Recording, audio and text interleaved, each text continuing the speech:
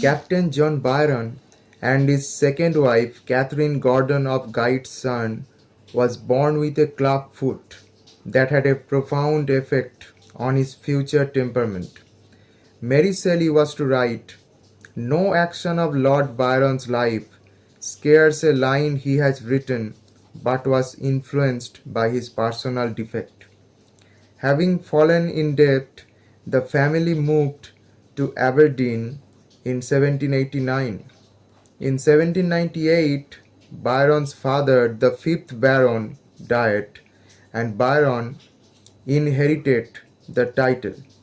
In 1805, an extremely handsome young man, he went to Cambridge for higher studies. His first published collection of poems, Hours of Idleness, appeared in 1807 and was bitterly attacked, probably by Brougham, in the Edinburgh Review. Byron avenged himself in 1809 with his satire English Birds and Scotch Reviewers.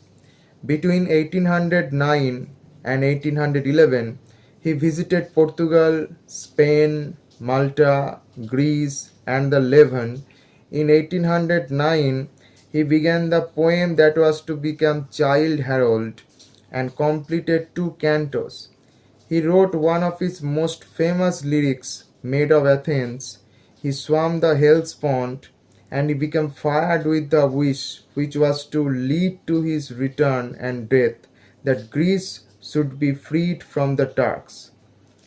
Back in England in 1811, he again met Augusta, his stepsister, and became her constant companion.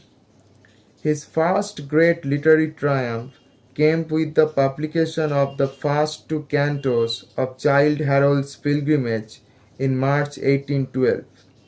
In 1814, Augusta gave birth to a daughter who was generally supposed to be Byron's. In the same year, he wrote Laura. After a long and hesitant courtship, he married in 1815 Lady Melbourne's niece, Annabella Milbank. In the same year, their daughter Ada was born, and Byron published Hebrew Melodies. His debts were increasing along with the rumors of his incest that forced his wife to leave him legally. Deeply perturbed, Byron left England in 1816, never to return, and travelled to Geneva, where the Shelleys and Clare had rented a villa. Here he wrote two acts of Manfred, Canto Third of Childe Harold, and several shorter poems. But after 4 months, he left for Italy. While traveling to Rome, he passed Tasso's cell, which inspired his Lament of Tasso, and in Rome he began the fourth and last canto of Childe Harold. He returned to Venice and there wrote Beppo, his first work in the ironic colloquial style, which was to lead him to Don Juan. He published two cantos anonymously, and they were denounced in Blackwood's as a filthy and impious poem. However, it was admired by Goethe, that encouraged Byron. At this time, he met Teresa, a countess, and they became deeply attached. Byron became deeply interested in drama and wrote the two Foscari, Cain, The Unfinished Heaven and Earth. In the same year, he also wrote The Vision of Judgment and continued with Don Juan. In 1822, his daughter Allegra died, that shocked him a lot. In 1823, he wrote The Age of Bronze, a satirical poem on the Congress of Verona and the island, but he had come to feel that action was more important than poetry in the cause of Greece.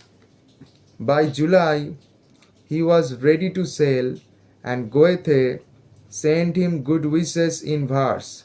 In January 1824, after various mishaps and escapes, he arrived at misogyny, he formed the Byron Brigade and gave large sums of money, but he was dismayed by their disarray. Before he saw any serious military action, he died of fever in April. His body was refused by the deans of both Westminster and St. Paul's. Finally, it was interred in the family vault at Hacknall, Torquay, near Newstead. Byron's poetry, although widely condemned on moral grounds and frequently attacked by critics, was immensely popular in England, Germany, France, and America. Much of his poetry and drama exerted great influence on Romanticism.